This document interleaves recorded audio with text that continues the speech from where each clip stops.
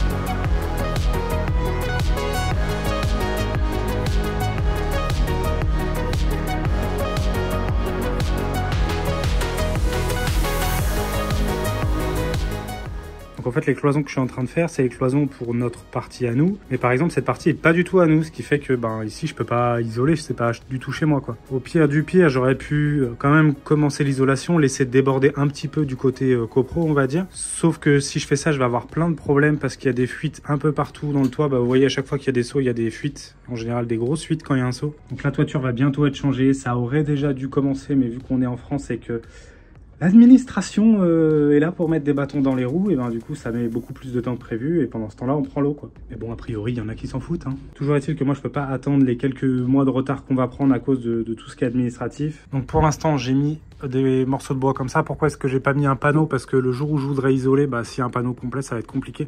Que là je peux quand même réussir à glisser un isolant entre la volige et mon OSB. Même ici il y en a un petit peu, mais j'arriverai quand même à aller isoler assez facilement, je pense. Donc en résumé, si vous avez besoin d'aménager des combles chez vous, ne faites pas comme ça, si vous pouvez en tout cas. Commencez bien par l'isolation, on va dire des rampants, et ensuite vous faites les cloisons. En termes de pont thermique, c'est 10 fois mieux. En termes de simplicité de peau, c'est aussi beaucoup mieux. Mais bon, tant pis pour nous. Après, bon voilà, ça va pas être habité non plus ici, ça va être un stockage atelier. Donc c'est pas très grave. Bref, cette petite précision étant faite, je vais commencer à faire les cloisons.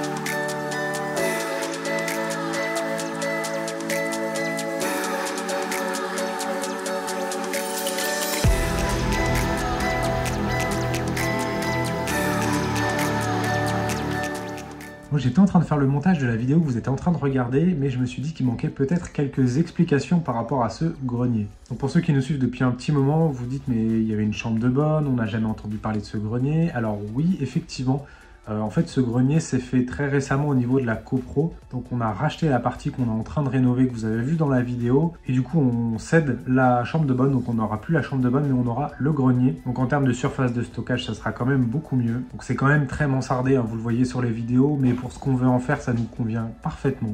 Et dernier petit point, on a décidé de faire des vidéos un peu plus courtes que ce qu'on avait l'habitude de faire pour la rénovation de l'appartement.